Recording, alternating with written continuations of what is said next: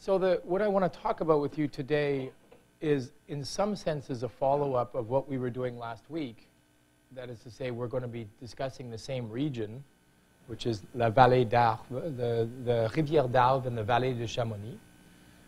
So the same area that Shelley was talking about last time, but this time in prose. So I want to begin with the text that I'm sure all of you have read and reread many times, which is Frankenstein.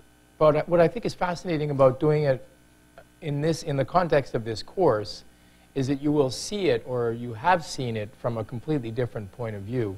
And the point of view is that of Mary, who's with Percy and traveling from Geneva into Chamonix, staying and then going up to what is called la mer de glace, the area where all the glaciers are that I described to you last time. But there are a couple of questions that I want to pose with you today. The most important, I think, being, what is the difference between writing in prose and writing in poetry? If it is the case that the material that we're covering today is similar to and describes the same phenomenon as what we were just talking about last time, how does it feel to read it in prose instead of in poetry? You're going to see, I think, a whole lot of passages that will remind you of Mont Blanc, but you will see them in prose from the hand of Mary. So why don't we begin there, and we'll hope that time will stop sufficiently so that when the rest of the class is able to come, that we'll still be in this exact moment. It's the power of poetry, I guess. So Mary, if we set the scene, once again, we're again in what I'm calling their Maymester. So we're in 1816, and they have spent a considerable amount of time in Geneva, and they have decided to take a trip to Chamonix. The trip, I could not tell you how long it would have taken them at that time, but undoubtedly it must have been a day trip. Today it's about an hour, or probably less, depending upon whether you take the roads or the train. So after a relatively long trip, they arrive in the valley, and if you've been to Geneva, you know that it's completely flat from Geneva to the Chamonix Valley, and you head towards this area, which is on the border of Italy, right near where the Grand Saint-Bernard pass is. So you just traverse into the valley, and then you come up, and the mountains arise before you on either side. The area that we're talking about begins with Servoz, which is a little and gorgeous town, and then continues into Chamonix and right up to Courmayeur and other areas a little bit further on. So let's travel with her now. This seems to have jumped. So this is almost like a travelogue. And somebody asked last time, what did you learn? What have you learned in the many trips going there and reading this material? Is you could almost read while you walk or read in the train and see the world through their eyes. So this is Mary, and this is it's about 3/4 of the way through Frankenstein. I passed the bridge of Pélissier, where the ravine which the river forms opened before me, and I began to ascend the mountain that overhangs it. Soon after, I entered the valley of Chamonix. This valley is more wonderful and sublime, but not so beautiful and picturesque as that of Servoz, through which I had just passed. And the reason for that is just the way the mountains are. It is much more sublime and beautiful when you get to the top. But from the bottom, it's harder to see the mountains than it is in Servoz. The high and snowy mountains were its immediate boundaries, but I saw no more ruined castles and fertile fields. Immense glaciers approached the road. I heard the rumbling thunder of the falling avalanche and marked the smoke of its passage. This is the beginning of where the difference lies between 1816 and 2015. Is at that time, the glaciers were incredibly present, and it looked as though they were coming down towards you when you were in the mountain.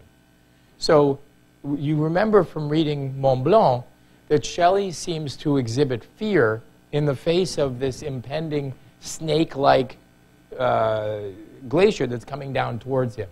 And he was fearful, with reason, that the creeping glaciers would come and eventually crush Chamonix and then move down into the valley.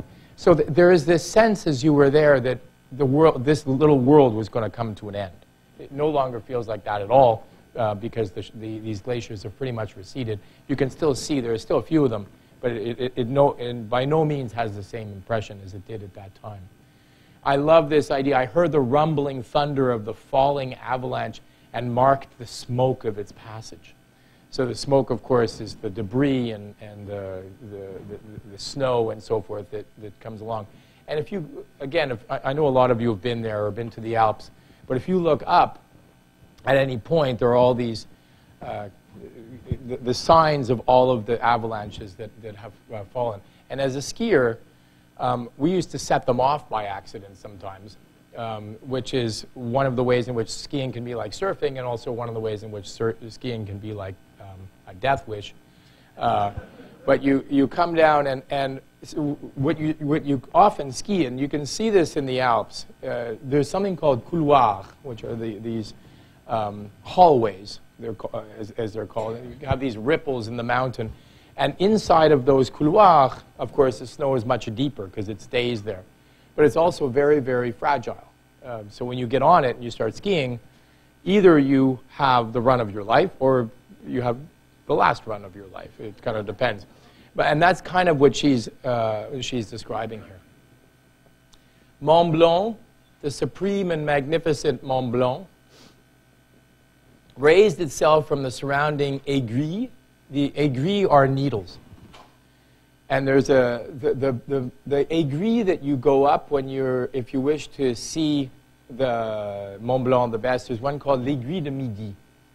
And you go up to the very top of that aiguille, and you know, it feels like, again, I'm sure a lot of you have done this, but it feels as though you've entered into another stratosphere. It's so completely different up there. The weather is completely different.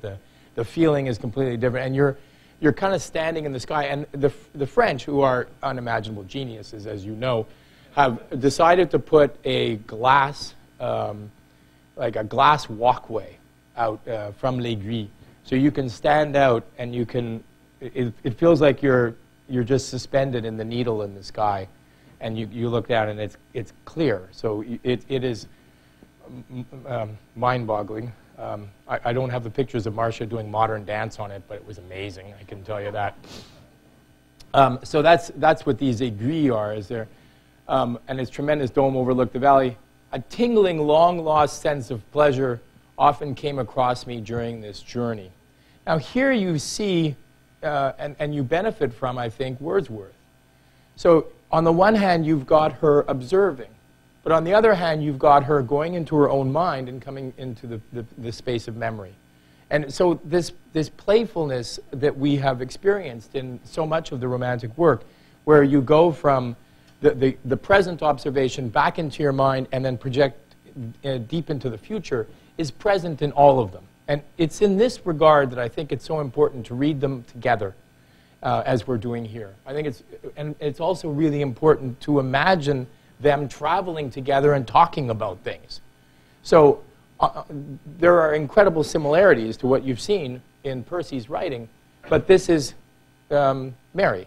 So she's seeing the same thing but writing it somewhat differently. It's fascinating. Some turn in the road, some new object suddenly perceived and recognized remind me of the days gone by and were associated with the light-hearted gaiety of boyhood. The very winds, of course, this is the voice of course, of Dr. Frankenstein, right? So, the very winds whispered in soothing accents, maternal nature bade me weep no more. Then again, the kindly influence ceased to act. I found myself fettered again to grief and indulging all the misery of reflection. Then I spurred on my animal, striving to forget the world, my fears, and more than all myself, or in a more desperate fashion, I alighted and threw myself on the grass, weighed down by horror and despair. What a magnificent vision of the Romantic. Right? Just, and throw yourself down. You're completely overwhelmed. And I've seen this with the students. We've been up to l'Aiguille de Midi, and they step out and they start bawling, taking each other into each other's arms. It's so, if you let yourself be penetrated by the emotions, it's so sublime and it's so powerful what you experience that you're overwhelmed. I love this, you throw yourself down on the ground. And at length I arrived at the village of Chamonix. Exhaustion succeeded to the extreme fatigue of both my body and my mind, which I'd endured. For a short space of time, I remained at the window watching the pallid lightnings that played above Mont Blanc and listening to the rushing of the Arve, which pursued its noisy way beneath. So this is also fascinating because, as I mentioned to you last time, one of the revelations for me of reading Shelley's Mont Blanc was that it describes in great detail the Rivière Arve. Here, she's describing arriving in the village and being by the river. The same lulling sounds acted as a lullaby to my two keen sensations. What a perfect description of what it is to be a romantic, right? My two keen sensations. My senses are turned on full blast. I'm a recipient of the power of nature. When I placed my head upon my pillow, sleep crept over me. I felt it came and blessed the giver of oblivion. So we've been now to, in a sense, the first stanza of Shelley's, of Percy Shelley's Mont Blanc. But now we've done it, as it were, traveling into the valley and feeling it. So again, we beg the question, how does it differ from the poetry? What do you feel differently? And it's a very familiar way of reading about the world. It feels very contemporary. It feels like what you might be writing in your journal as you're traveling along. And it's quite different from that sensation that we had in reading Mont Blanc, even though in some ways it conveys the same information. So we'll sort of suspend that question, because when we get to Keats, it'll become gigantic. But the question is, how do you feel in reading poetry versus prose? How do you read poetry versus prose? And how is that different? It's sort of one of the crucial questions we'll be asking.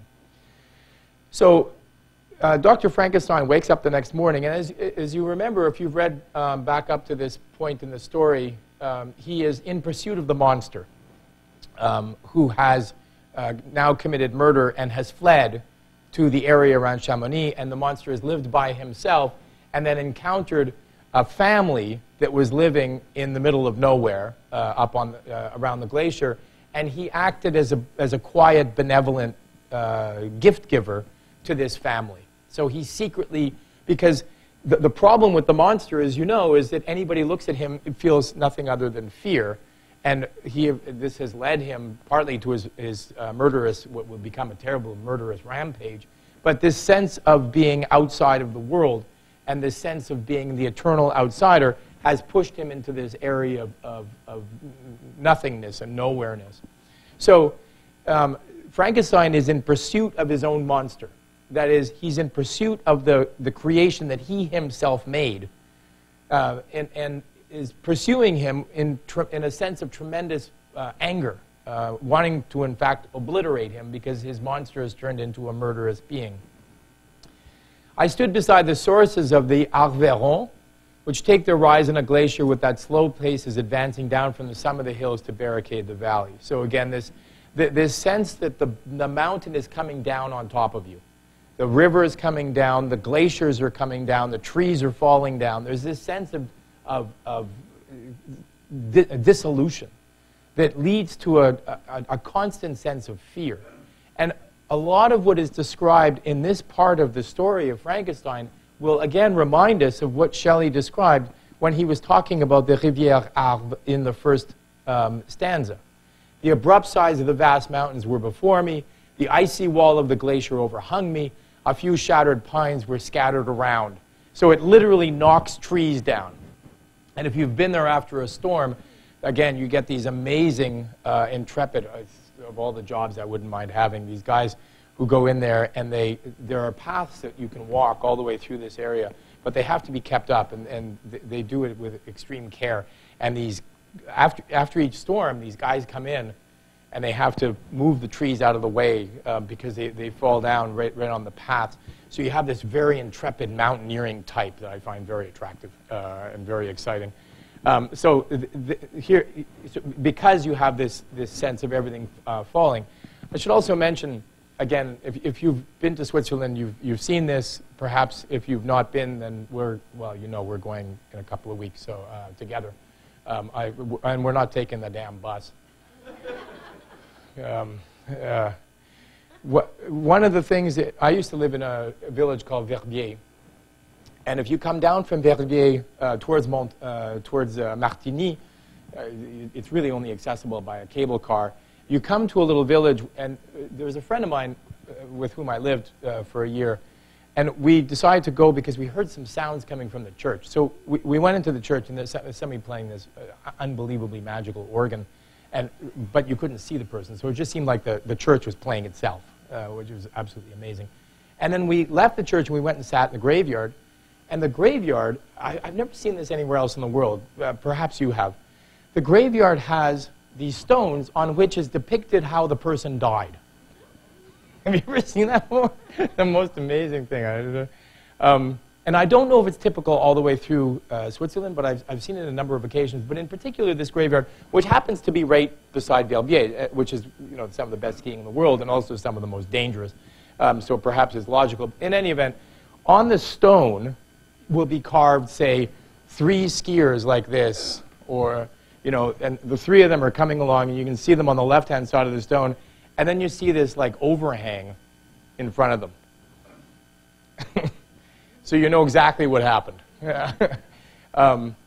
So these images that they're describing of the glaciers overhanging and this sense that something might come down on top of you, which is, of course, how the avalanches land up killing, is this suspended wall of snow comes down. So yeah, you can see it depicted on the gravestone. It's incredible. So Mary describes this, a few shattered pines, and the solemn silence of this glorious presence chamber of imperial nature was broken only by the brawling waves or the fall of some vast fragment, the thunder sound of the avalanche, or the cracking reverberating along the mountains of the accumulated ice, which through the silent working of immutable laws was ever and anon rent and torn, as if it had been but a plaything in their hands. And it's, again, a sensation that is so amazing to be reading about, because then when you go out into the mountains, and this is the way we do this, this way we're doing it together, but it's also the way we'll be doing it in a month when we're there, is we read it in the morning and then we go out on the mountain and write, inspired by it. And places like Chamonix, but also the Eiger, as you may know from the film The Eiger Sanction, as you're walking, you hear all around you avalanches. It happens all the time. Sometimes it's just a few stones coming down, sometimes it's more, but it's as though the mountain is alive. So this feeling that you get walking along the mountain, it's not just this, wonderful little walk in the woods. It's the sense of nature being very much alive. And what she describes here, and the word is perfect, and it happens exactly at the right moment, these sublime and magnificent scenes afforded me the greatest consolation that I was capable of receiving. These are not beautiful scenes. They're sublime scenes. They would be beautiful if it was a field filled with daisies and, the sunshine, and you're having a lovely picnic and it's a blue sky and whatever else. That's very beautiful. This is not beautiful. This is dangerous. This is on the edge. You feel like you're deep in the middle of wilderness that's alive and gorgeous and powerful, but also savage and threatening. So it's the sublime nature. And in a sense, Dr. Frankenstein is finding a certain degree of consolation here because his own mind is kind of hovering on a precipice here. So perhaps the sublimity of nature is helpful in this sense. They elevated me from all littleness of feeling, and although they did not remove my grief, they subdued and tranquilized it. And it's interesting that the sublime in this case would elevate your sensations. Often the sublime has the opposite effect, which is that you feel so insignificant. Right? Marcia and I have just found out that we're going to China for the summer, and we're going to be in the Himalayas. And it's funny because we've been talking all year about hiking But this morning, we got confirmation that we will be hiking, but in China. So we're doing another course next year. I'm going to have to find out who we're going to talk about.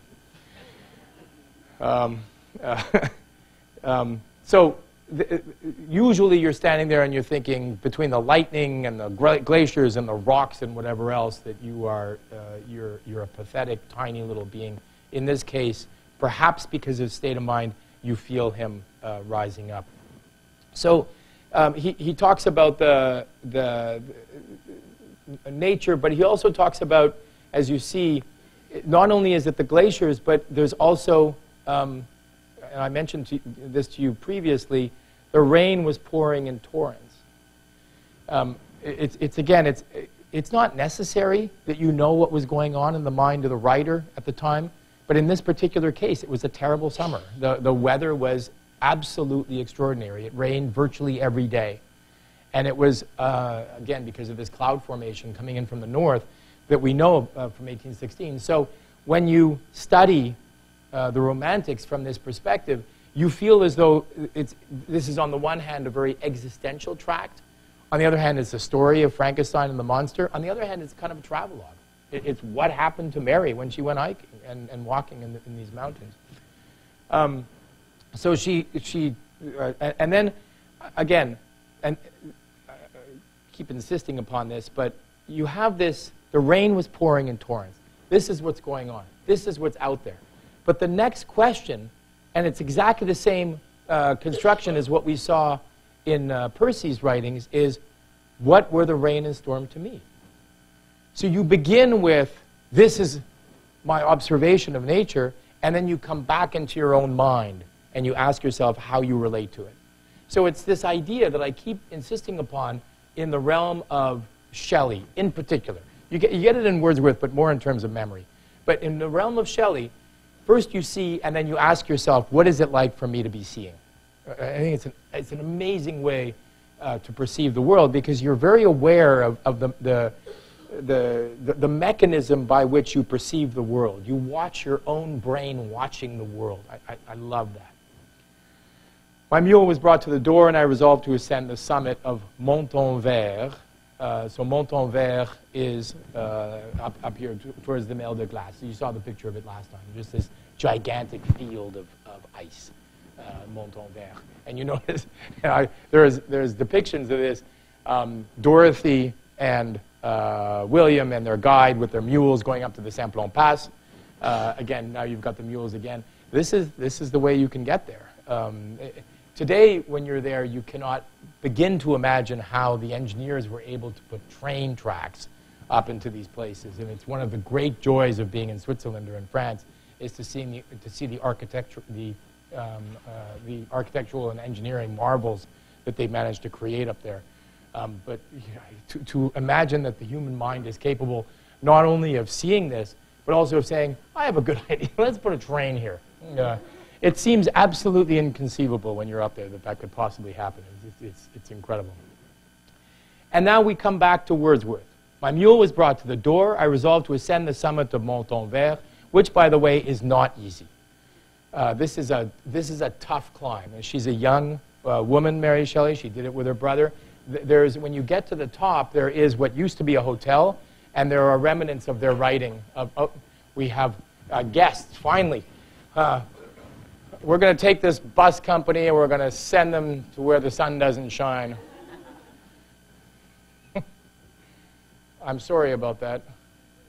Normally we use motorcycles. And now you know why. They're a lot more reliable. No. I haven't said a word.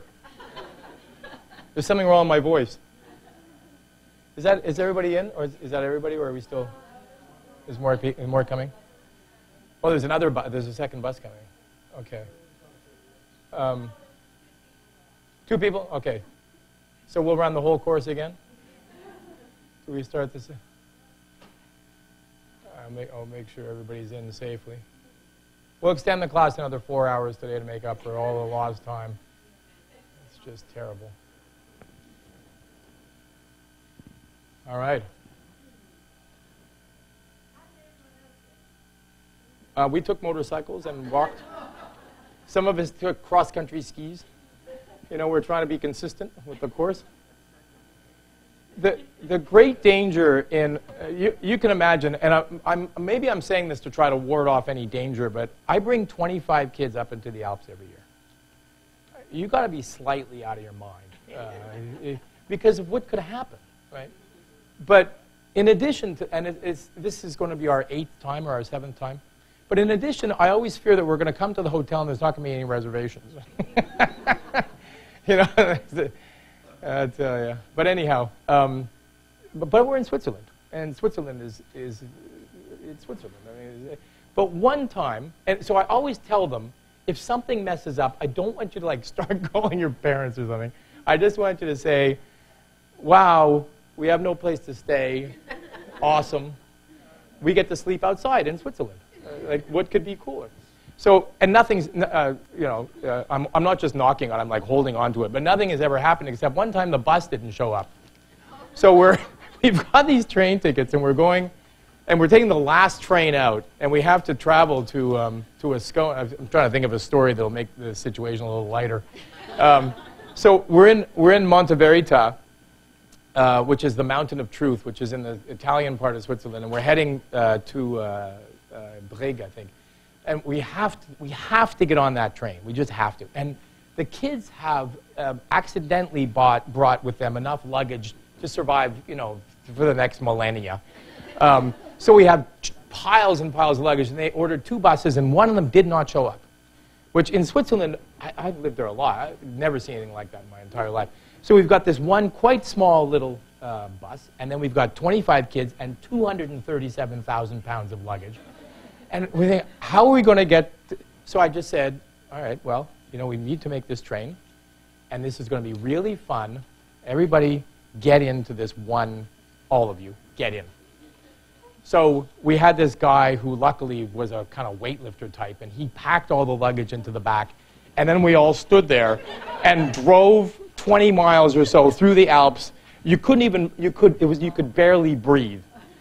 And then we get to the end, and of course the Swiss, you know, they don't like this kind of stuff. So the director of the bus, whatever thing, was there. The door opens, and he's about to get so furious at the driver, but the driver saved us because we made it on time. So as he was about to speak, I walked up to the driver and I said, "You might be the most amazing Swiss citizen in history." And I took out, you know, $200, and I said, "You're incredible, you're amazing. Thank you so much on behalf of Vanderbilt, Tennessee, the United States, the American people, and the eternal love of all mankind. Thank you." So the guy was okay, everything was fine. And then afterwards, the students, when they talked about the trip, this is like their favorite thing. So that's how we have to think about today. This is like the best thing that ever happened. You managed to survive this. So what we've been talking about, for those of you who are just coming in or have just come in, is we're basically redoing last week's course, but we're doing it in prose. And rather than doing it from the perspective of Percy, we're doing it from the perspective of Mary. So we're reading near the end of Frankenstein, when Dr. Frankenstein goes to Chamonix and enters into the valley, and then heads up in search of his monster, who is on the Mer de Glace. He's on that area we saw pictures of last time with the glaciers. So, and the question that we have been asking is, how different is it to experience Chamonix and Mont Blanc in prose versus what we saw last time, which was in poetry? So, in a sense, you haven't missed anything, because we've done the same thing as we did last time. We talked about the river, we talked about the valley, but we've done it instead in prose. So at this point, Dr. Frankenstein is walking up towards the Mer de Glace, and on his way to confront the monster that he, as you know, has created. And we are just saying, what he's seeing is the playthings in their hands. He's seeing nature. He's seeing the dangerous nature coming down at him. These sublime and magnificent scenes afford me the greatest consolation that I was capable of receiving. So we're asking ourselves, what does it mean to experience, as he is undergoing this great existential crisis? You know, he's created a murderous monster. What does it mean for him to now experience nature, which in a sense is its own version of a kind of murderous monster? The mountain itself is sublime and beautiful and powerful, but it's also a kind of murderous monster. It also has characteristics of, that inspire fear. And what he describes it as is sublime. And I've mentioned to you that sublime has that characteristic of making you feel both fearful and alive. So unlike beauty, which makes you feel, it's like a tranquilizer. You look at a perfect flower or a beautiful, you cut an orange in half and you look at its perfect symmetry and you smell it and you just feel like everything's okay in the world. It's absolute, it's beautiful, it's beautiful. But in its beauty, it often tends to be fixed in time, stayed. Whereas the sublime is frightening and angry and powerful and bigger than you are. But that can be very energizing. And I think that that's one of the things that makes this work so energizing. So he talks about this, and he talks about the rain pouring down. And again, this is what we were talking about last time, that the summer of 1816 was a very rainy and cold one. And he brings, the mule is carrying his packs up. The mule was brought to the door, and I resolved to ascend the summit of Montonvert. So he's heading up from the valley of Chamonix towards La Mer de Glace. I remember the effect that the view of the tremendous and ever-moving glacier had produced upon my mind when I first saw it. So now we're back to Wordsworth again, the Tintern Abbey. What did I see the first time? And how does it compare to what I'm seeing now? And we're also back to Mont Blanc, because in Mont Blanc, Shelley exhibits incredible fear in the face of the moving glacier. The glacier is growing, and the glacier is coming down on top of him. So you're getting that same description now, but again, in prose. It had then filled me with a sublime ecstasy that gave wings to the soul and allowed it to soar from the obscure world to light and joy. And I want to keep this line in mind as we go to Keats later on. So it's an unbelievable and beautiful line from Mary Shelley. It had then filled me with a sublime ecstasy that gave wings to the soul and allowed it to soar from the obscure world to light and joy. Now, we've talked about poetry as being a powerful overflow, an overflow of powerful feelings. You get filled up, and then you just have to bring it out because it's too much. You're so filled with passion. Well, here, the scene is filling him up. So this is, if it is the case that the poet, the role of the poet or the role of the artist is to take in the world, that this is a moment in which it is happening. And it's so interesting, again, just the very terminology of it. It filled me with a sublime ecstasy. What could be more of an overflowing than ecstasy, right? It's just that gave wings to the soul. Just extraordinary. The sight of the awful. It's one of my. If I write a book about romanticism, I'm just going to call it awful. This is a really awful book. This is the most awful book I could possibly imagine writing. The sight of the awful and majestic in nature had indeed always the effect of solemnizing my mind and causing me to forget the passing cares of life. How could you possibly think about anything else when you're in the face of something that powerful and magnificent, that awful? It literally fills you with awe, but it's also dangerous. I determined to go without a guide, for I was well acquainted with the past, and the presence of another would destroy the solitary grandeur of the scene. So you know, to measure yourself against this scene, you go by yourself. The ascent, and I can tell you that this is very true, the ascent is precipitous, but the path is cut and continual in short windings which enable you to surmount the perpendicularity of the mountain. It is very treacherous, this walk. And it must have been 20 times more treacherous in 1816 than it was when we did it last summer. And in fact, the students took the train, and Marcia and I did it. My willingness to watch people fall down the mountain is relatively sparse, luckily. So he's going, the ascent is precipitous, the path is cut out. It's a scene terrifically desolate. In 1,000 spots, the traces of the winter avalanche may be perceived where trees lie broken and strewed on the ground, some entirely destroyed, others bent, leaning upon the jutting rocks of the mountain or traversing upon other trees.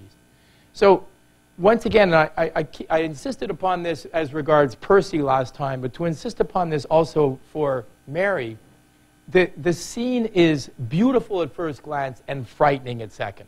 And when you see the trees scattered about, you recognize the incredible power that's before you. This is, and it compels you, in a sense, to write. But what she's writing here is the story of Frankenstein. So all of this becomes kind of the backdrop against which the story of Frankenstein is told. This is very different from Percy Shelley's story, in which what he's trying to describe in Mont Blanc is the experience of being in the face of Mont Blanc. So the poetry of Percy Shelley is a way of conveying the sublime, conveying the sentiments that he's feeling. Here, it is, as I said, a backdrop, and what she's trying to do is convey to the reader so that the reader can be, as it were, along for the ride. So this is, as I've been sort of insisting here, it's kind of, this is a travelogue. This is you holding Mary Shelley's hand as she walks up the mountain, takes notes as to how it feels. And it's such a magnificent way of traveling. It talks about the snow, talks about the danger. And you know, you see the sense in which the danger is present even for Dr. Frankenstein, which with stones continually roll from above. It is very strange hiking at these climbs, because there's often just little trickles of rocks coming down every now and again. And you don't know what's setting it off. And you know, so again, you have this sense of the mountain being very much alive. We then, again, we're still, the rain is pouring down from the sky.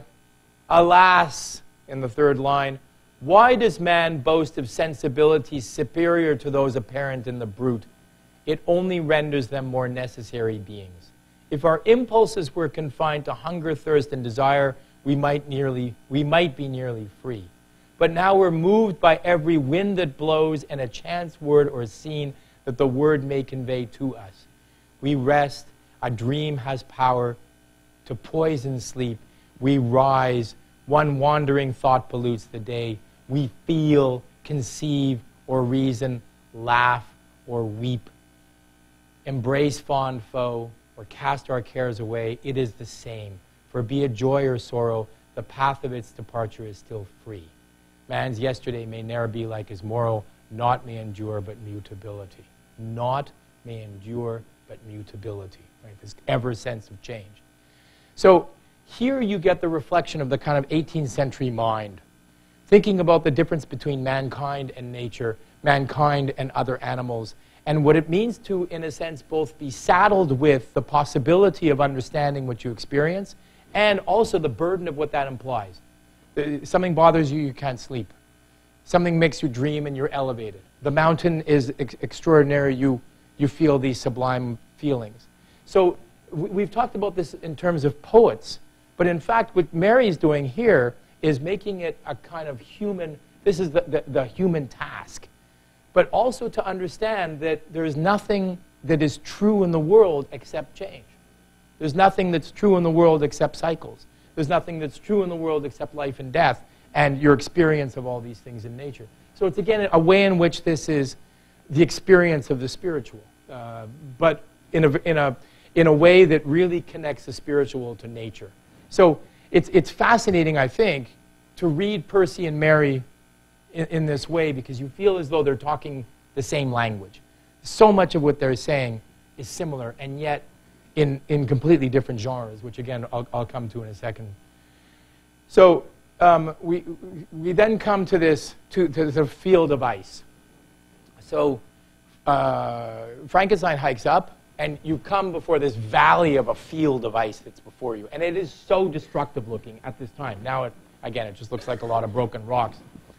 And he describes here, or Mary describes, the surface is very uneven, rising like the waves of the troubled sea, descending low and interspersed by rifts that sink deep.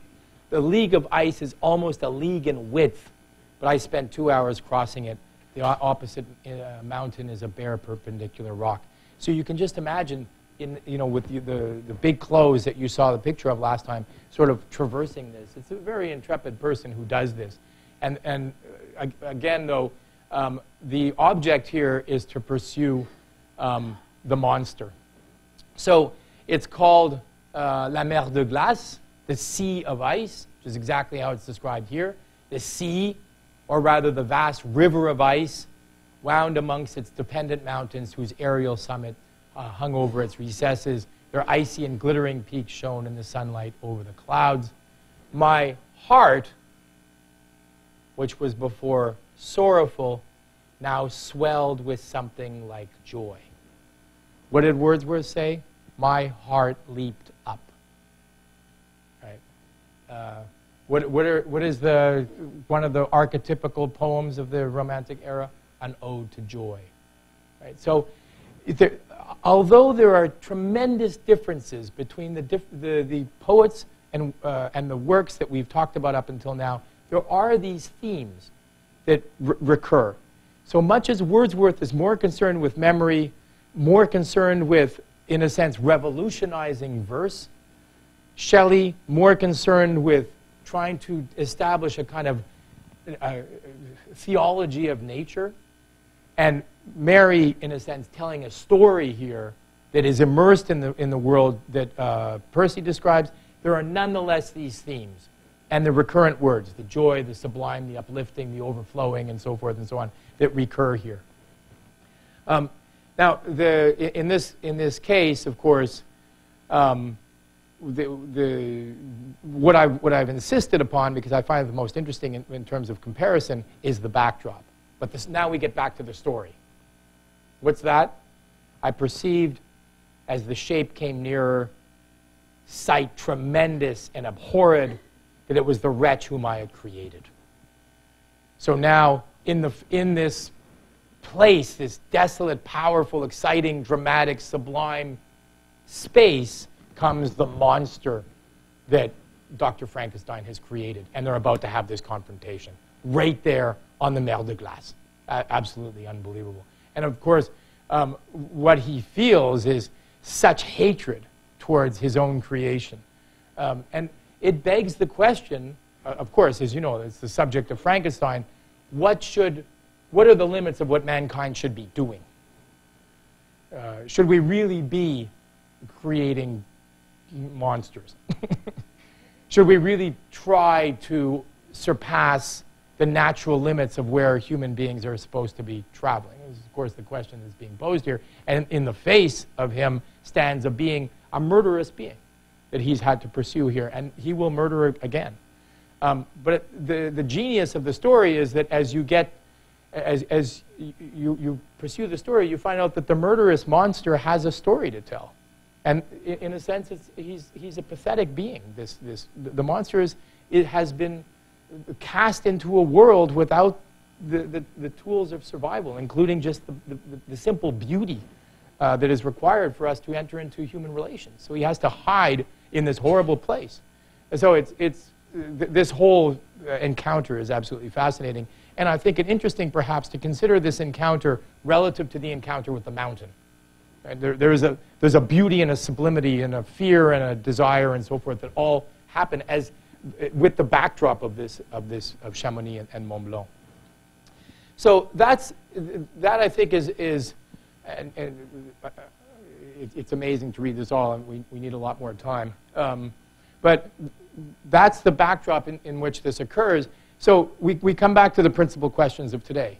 So what is different about experiencing what we've experienced now twice, La Vallée de Chamonix, Servoz, and so forth, in prose versus in poetry? How do we read it? How do we understand it?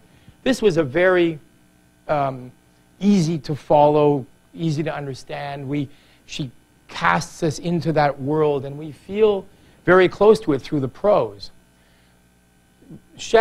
Percy Shelley, was quite a bit more challenging in a sense. It was much more a kind of line to line. And we read it, as it were, differently. Because the poet has, we talked about the character of the poet through defensive poetry. But we also have to talk about the poet's toolbox. The toolbox is all of the conventions of poetry itself. So when you read poetry, what you have to do is you have to pay attention to the strangeness of the line. And you have to pay attention to all of the conventions. Every single solitary thing that is on that page matters. When I studied poetry in Boston years ago, I stayed with an unbelievably amazing poet for 4 years. I followed him around. He still has nightmares about me, I think. If before you wrote your final exam, you would write out the poem that you were talking about, if you missed a comma, then you were docked points.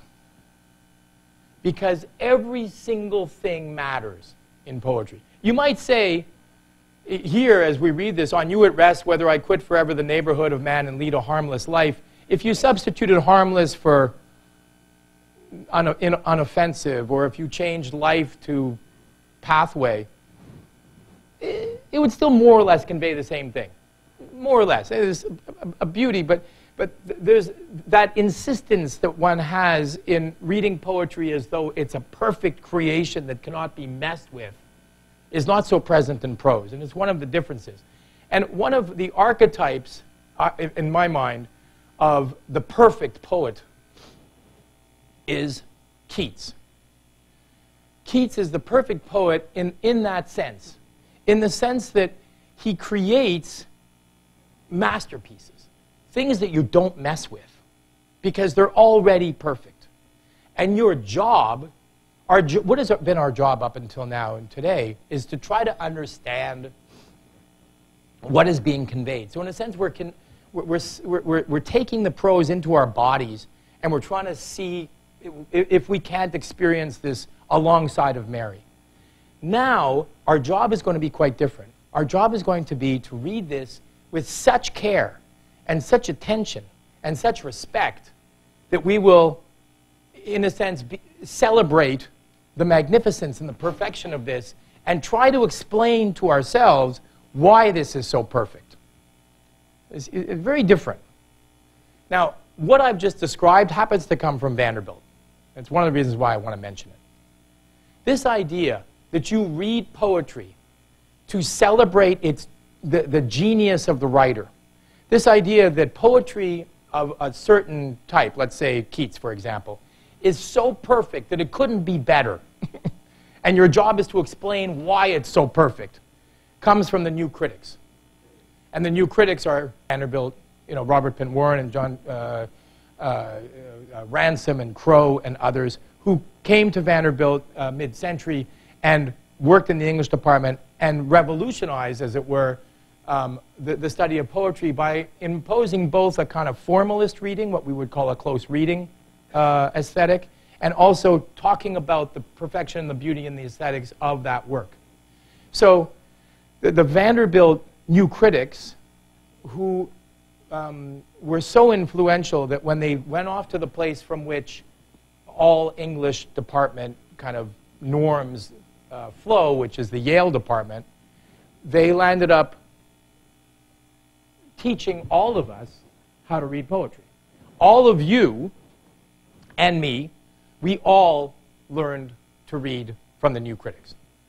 We are the product of any of you, I'm willing to bet, that your teachers, when you were studying poetry, would have you memorize, read, extol, exalt, celebrate, and so forth, the work, and try to understand the irony, the sublime, the beauty, the perfection, all of the toolbox, all of the tools inside of the toolbox, all of that comes from Vanderbilt.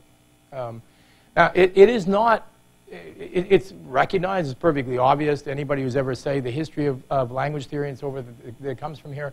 It's also very interesting because their politics was less than desirable for the modern world. So they're not taught in the way that I think that at least that aspect deserves to be celebrated because of the politics that they had. So it's a complicated business. And Robert Penn Warren, when he came, there's an amazing, if you go into the archives, He later in his life was celebrated, and he was honored at Vanderbilt, which had turned away from him on account of the politics of a number of the new critics. And he at one point is addressing the crowd that has been invited to see him. He'd by now become very famous because of his novels and his Hollywood work and so forth. And he said, the microphone was here. He clearly didn't understand technology very well, but the microphone was over here, and he walks away, he goes, I want to address you away from the microphone. I want to tell you something. This place did not welcome me for a long time. I was not welcomed here. And it's very interesting to me now that I've become famous that it's welcoming me. But I can tell you right now that for a while we were pretty shunned, and I want you to remember that. So welcome, and thank you very much. I really appreciate it. It's a very interesting moment.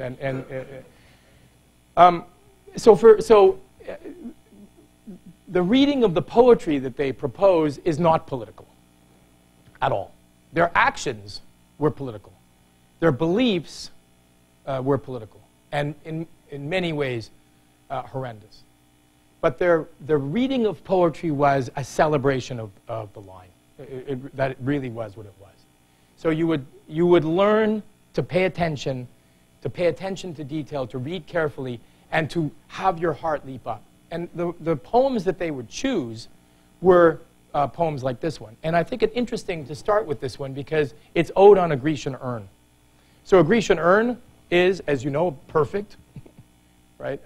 Maybe it's cracked or something because of time, but it's this perfect urn that is solid and magnificent, and each piece needs to be there, and it contains figures who are chasing after each other or lovemaking or in some sort of pursuit of an animal, or you've got these amazing friezes on them that if you stare at them enough, it's almost like they come alive.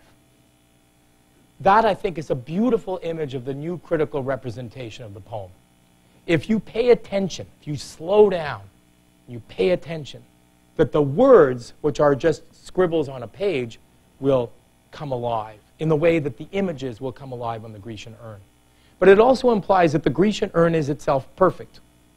So it's not like you don't like take this piece away and put it over there. You don't like skip that image over there. That's not, no, you look at it as a perfect thing, and you don't say, darn, if only the horse was down there instead, that would have made it a lot better. You never say that. I mean, at least in this perspective, you never say this. You know that we're going to be talking about the beats later on. One of the fascinating things about the beats, is never talked about, but it strikes me in this perspective to be really interesting, is when Allen Ginsberg would read his very famous poems, let's say Howl, for example, every single time he read them, it would be a little different. You can hear two readings of his works, and they would be different. He skips words sometimes. He skips whole lines sometimes. He adds lines on. Now, you could say that there are a number of reasons why this may occur. But from the perspective of the theory that we're talking about here, it's very interesting that he does that. It's as though he wants to take away the sanctity of the poem and allow you a little bit more entrance. He's not going to dock you 10 points if you miss a word. I got docked 10 points every time I missed a word, but he didn't. So it's a little bit more opening. Like you don't pray to the poem the way you pray to the poem in the new critical world, if that makes sense. And that I think from a theoretical perspective, that's very interesting. So we now look at the poem itself. I want to spend just a few minutes on this and then get to what is perhaps the greatest poem in the English language, Ode to a Nightingale. But Ode on a Grecian Urn, thou still unravished bride of quietness. There's a line for you. Thou still unravished bride of quietness, thou foster child of silence and slow time, is sylvan historian who canst thus express a flowery tale more sweetly than our rhyme. What leaf-fringed legend haunts about thy shape of deities or mortals or of both in Tempe or the dales of Arcady? What men or gods are these? What maiden's loth? What mad pursuit? What struggle to escape? What pipes and timbrels? What wild ecstasy? There are texts that are just worth carrying around all the time. People carry around different texts. This is one that's worth carrying around. So he's looking at the thing and he's saying, talk to me, damn it. This perfect urn with this story to tell. It's the scratch and sniff thing. Like, let me just see what's here, right? It's Aladdin's lamp. You know, you rub it and it tells you a story. So when he's, in a sense, setting out the task of the reader. This is your job. Sit down on your porch, listen to the birds, have some gin and tonic or something, and read carefully. And don't miss anything. And try and figure out what every single solitary element on this urn means. And if you do that, then you will have had a good day. And maybe, if you really pay attention, you'll see something that nobody's ever seen before. But the worst thing that can happen is that you'll have a good day, because you will have slowed down and you will have learned how to appreciate the perfection of the line. So this is very different from what we've been saying about Mont Blanc. Mont Blanc, in a sense, comes at you. You don't have any choice. You'd have to be, I don't know what you'd have to be. You'd have to be dead to not be moved. In fact, you'd probably be moved, even if you were dead, by the mountain. Right? The mountain comes at you, and it fills you up, and then you got to do something about it. Here, the thing doesn't come at you. You got to pay attention. You have to do what was called close reading. What came to me known. It sounds perfectly obvious, but it's close reading. Yeah.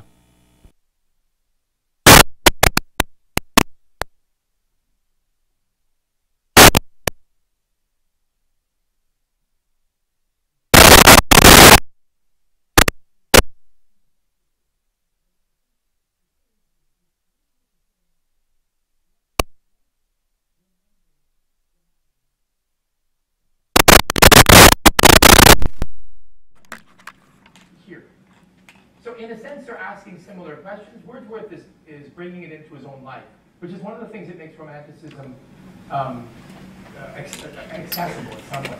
It's inspiring because you come to think that your own life matters. And I think that's one of the great gifts of Byron. I think it's one of the great gifts of Wordsworth, is that he's able to render your world classical, sublime, powerful, and worth talking about. Keats, you're right. I mean, he's talking about an ancient world, and he's insisting. But when we come to the next one, to Ode to a Nightingale, we're going to sit with him in the garden and listen to him listening to a bird. But it's these tools. To me, this poem is about the tools that you have to bring to bear, which is a questioning mind and the techniques that are applicable to the writing of the poem. It's true that he's much more interested in the classical. And you know, Shelley was so sick and tired of religion, of the history and so forth. He was seeking something authentic. So for him, authenticity was in nature. For Wordsworth, authenticity was in childhood and in the sauvage. And here, authenticity is in the kind of truth of that which exists through time. But again, it's something from another civilization that you need to pay attention to in order to understand. That's true. It's really important. So imagine then that is your task. And one of the questions in the reading of a poem is, you have to ask yourself, what is my job? What am I supposed to do here? What is to use Wolfgang Iser's term, what is the role of a reader? And here the role of the reader is to get down to business, pay attention, and see if you can't figure out what's there that's so amazing. So let's take these tools. As you know, this is such an unbelievably beautiful poem. But with the little time that we've had, because of the bus company that we're going to take to court and pay for our trip to Switzerland, my goodness. We'll read Ode to a Nightingale. Now here, the story is that Keats was at his friend's house, and he thought he heard something, and he went outside, and he kind of entered into this sort of trance as he listened to a nightingale singing on the branch of a tree, and he wrote about it. There is a level of perfection in this poem that defies the imagination, I think. And again, the new critic in me says that to read this is to appreciate why this is such a perfect poem. But there's also a theme here that I want to pick up on as we move through it. So let's see how it feels. My heart aches, and a drowsy numbness pains my sense, as though of hemlock I had drunk, or emptied some dull opiate to the drains 1 minute past, and leafy words had sunk. 'Tis not through envy of thy happy lot, but being too happy in thine happiness, that thou... Okay, so all this moment, all this time, except for the title, we have no idea what he's talking about. Right? We have not gotten subject yet. But you do know it's Nightingale. But you know, you've been messed up with that before. You thought when you started reading Mont Blanc that it was about Mont Blanc, but it wasn't until halfway through. It was about the river. So you have this strange sensation. And I use the word strange here. It's a clinical term in this case. Estrangeness, strangeness, rendering strange. That is the primary purpose of poetry. The primary purpose of poetry is to render the world strange. To take that which you are accustomed to in life and render it strange. That's why childhood is so important. Because to a child, when I moved with my kids to Belgium to do my postdoc, they stepped out of the plane. One was 1 and one was 5. They kind of walk out and then they're like, in Belgium. Like, oh, okay, all right. Everything's completely different. But I guess that's just the way it goes. As long as Dad and Mom is here, well, everything's fine. You know, for them, they walked into this gigantic steel thing, and the next thing they knew, they were in Belgium. And they're like, all right, okay, this is I guess that's the way it is now. Okay, that's cool. But it did for them render the world strange. Everything was different. They lived in a different place. So that rendering of the world strange is something that we need to learn to do. And one of the things that I find myself doing, I think I drive my students completely insane on these trips, because I say things like, look out the damn window. Keep looking out the window. And I'm like the complete lunatic on these trips. You know, I keep falling over. I fall on my knees. I pass out. You know, and I've seen this stuff for years, but I'm still astonished at what. And you know, it's like sometimes you're teenagers, hair in the face, and you're like you've just spent $137,000 of your dollars to bring them to like some amazing place, and they stay in their room and whatever. Like, come on, like, do you realize how strange this is? Do you know how amazing? Look, and you feel like a lunatic because you're like pounding into your children this sense of, come on, have some awe, right? That's kind of the job of the poet also. Have some awe. This is not, oh, my heart aches, drowsy numbness pains my senses, though. I said, what time is it? Okay, I was at a hemlock, I had drunk. So, okay, so it's about hemlock, okay. Or emptied some dull opiate into the drains? What is it, like toilet? Okay, whatever. You can read like that, just like you can live like that. Just like you can eat like that, just like you can love like that, if you want to. That's not what we do. Not in this damn room. No. My heart aches! The guy who I studied poetry with, he used to shatter windows when he would. It was the most amazing thing I've ever seen. You would think that every word that he uttered changed the entire universe. And that's a choice. You can choose to live like that, honestly. We are particularly lucky. We're not starving to death and so forth and so on. So obviously it's a lot easier when you're not working by a machine all day long and suffering, whatever. But even there, to find the sublime moments in life, that's what this is for. But poetry demands that. It demands silence, it demands concentration, it demands love, it demands passion. But being too happy in thine happiness that thou, light winged dryad of the trees, in some melodious plot of beech and green, and shadows numberless, singest of summer in full-throated ease. So, again, we start with a pure observation. Wow. Wow. It's amazing to experience this. And you're doing, and you kind of sit there and you go, Why are you doing this? It's like you ask the flower, why do you smell so good? This is amazing. Like for no particular reason. You just smell amazing. Wow. Well, actually, there is a reason. A very good reason. In the same way that there's a very good reason for the bird to sing.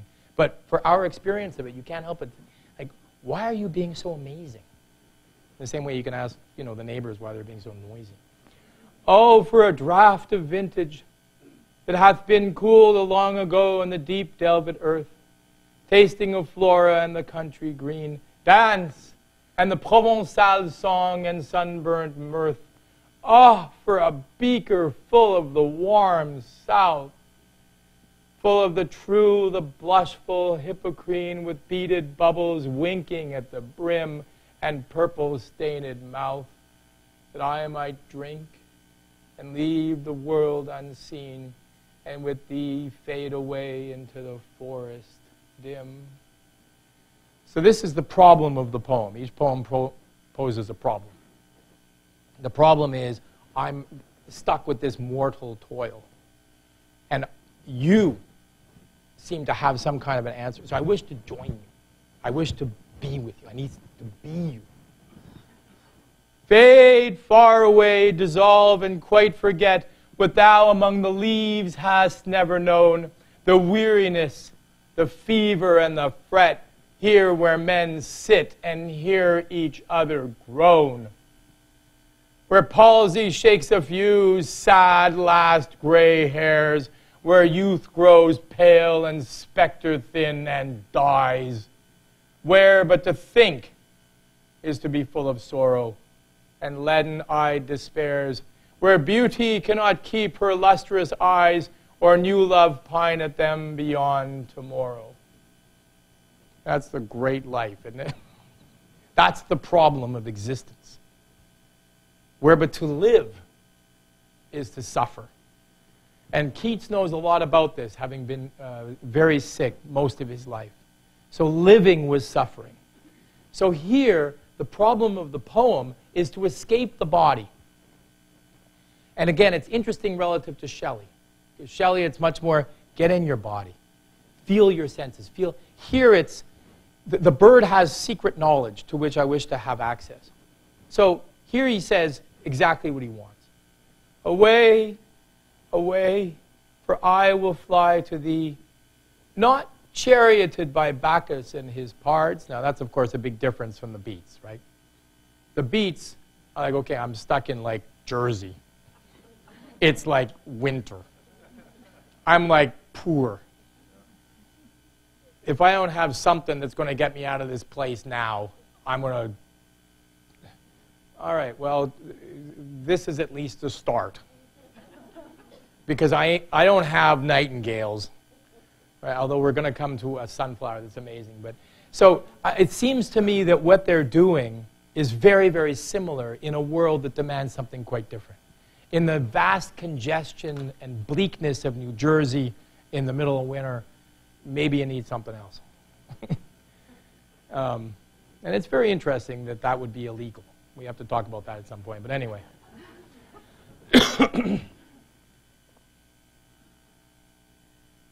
Away, away, for I will fly to thee, not charioted by Bacchus and his pards, but on the viewless wings of poesy. Though the dull brain perplexes and retards, all ready with thee, tender is the night. And happily the queen moon is on her throne, clustered round by her starry face, but here there is no light, save what from heaven is with the breezes blown through verdurous glooms and winding mossy ways. Perhaps the most astonishing line in all of poetry. All ready with thee, tender is the night. Yeah. What is this poetry vehicle? All of us possess it, or is it that it's out there because people write it and you have the ability to experience? Or is the poetry manifested in the bird and in the song of the bird? So it being a metaphor means that it's out there, but also only out there to the degree that we are able to access it. And that's very much what the Romantics are about, is accessing.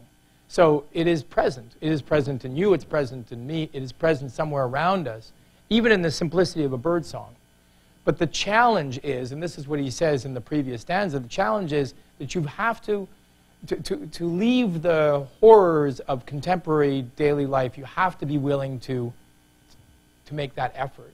And what is so astonishing, I think, about this line is that by the third or fourth stanza, he's made it. He did it. He's escaped. Away, away, for I will fly. I will fly to thee. That's my will. I'm going to make an effort, and I'm going to leave this body. It's like Yeats' sailing to Byzantium, right, in which he becomes a golden bird that sits upon the emperor's shoulder, right, and to sing of eternity. So that will and that ability. I will fly to thee, not charioted by Bacchus and his pards, which is very different, as you'll see, from Byron, but on the viewless wings of poetry. Though the dull brain perplexes and retards, already with thee, tender is the night. And then if you stop for a second and you say, I know exactly what he's experiencing, but then you ask yourself, what the hell is a tender night? A night can't, tender? A night is tender? And yet you know exactly what he means here. So this is one of the ways in which poetry renders the world strange. Because a tender night can become something that is completely knowable and desirable for you. Even though if back to the wall, you were forced to describe what a tender night is, you wouldn't have a clue what that is. It's not possible. It doesn't make any sense. It's not something that goes together. And this juxtaposing, which we're going to get to again in the beats, this juxtaposing of images that are not possible to be together is an extremely powerful image. And we have until 4 o'clock this afternoon, is that right? All right, we may have to move a little bit forward. We have till 10:45, right? I hate this. It's horrible. So let's just go on for a second here. So now he's inside of the existence of the bird. He's done it. He's made it. I cannot see what flowers at my feet, nor what soft incense hangs upon the boughs, but in embalmed darkness guess each sweet wherewith the seasonable month endows the grass, the thicket, and the fruit tree wild. White hawthorn and pastoral eglantine, fast-fading violets covered up in leaves, and mid-May's eldest child, the coming rust rose full of dewy wine, the murmurous haunt of flies on summer eves. Darkling, I listen. Darkling, I listen. Right? So being the bird, or being with the bird, has allowed him this sensitivity, and now he's really left the realm of the bach, right? The daily life. And for many a time I have been half in love with easeful death, called him soft names and many amused rhymes to take into the air my quiet breath. Now more than ever it seems it rich to die, to cease upon the midnight with no pain, while thou art pouring forth thy soul abroad in such an ecstasy. Still wouldst thou sing, and I have ears in vain, to thy high requiem become a sod. So I can die now. I'm good. And you know what else is awesome? I'm going to die and you're just going to keep singing. And that's awesome. That is beautiful. That is, it's a solace. Thou wast not born for death, immortal bird. So who is the bird? It's the poetry. It's the song. It's the beauty. It's the sublime. This is a very pagan, as it were, notion of what it means to exist. That you are here to enjoy the song of the bird, and then you will not be here. But in a sense, that's okay. It's like Milton's Lycidas. It's okay. It's all right. The bird will still be singing, and that's good. No hungry generations tread thee down. The voice I hear this passing night was heard in ancient days by emperor and clown. Perhaps the self-same song that found a path through the sad hearth of Ruth. When sick for home she stood in tears amid the alien corn. The same that oftentimes hath charged magic casements opening on the foam of perilous seas. In fairy lands forlorn. In fairy lands forlorn. Forlorn. Forlorn. Right? Something's happened. In fairy lands forlorn. If you've ever read the short story called Bobok, he's leaning up against a tombstone, and he all of a sudden realizes that he can hear voices under the ground. And it turns out that after you die, for a little while, you're awake again, you're alive again. And he, drunk as he was, it's Dostoevsky after all, he can hear, and at one point he sneezes. And when he sneezes, he comes back into his body. And it's the same moment. But here it's the sound, it's the forlorn. Forlorn! The very word is like a bell to call me back from thee to my soul's self. Adieu. The fancy cannot cheat so well as she is famed to do. Adieu. Adieu. Our plaintive anthem fades past the near meadows, over the still stream, up the hillside, and now 'tis buried deep in the next valley glades. Is it a vision? Or a waking dream? Fled is that music. Do I wake? Or sleep?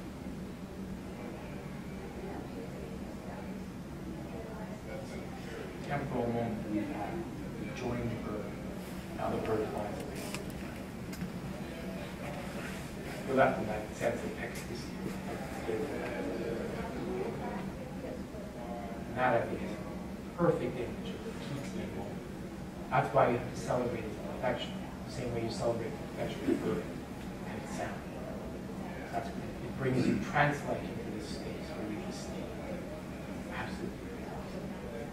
But in this poem, he's come out, he's asked himself, where am I? How hard is this life? What can I do? He's found his way onto the bird, and now the bird is there. And he's had that unto itself is finished. We can still hear him. He's blown away, we can still hear him. Already with me, and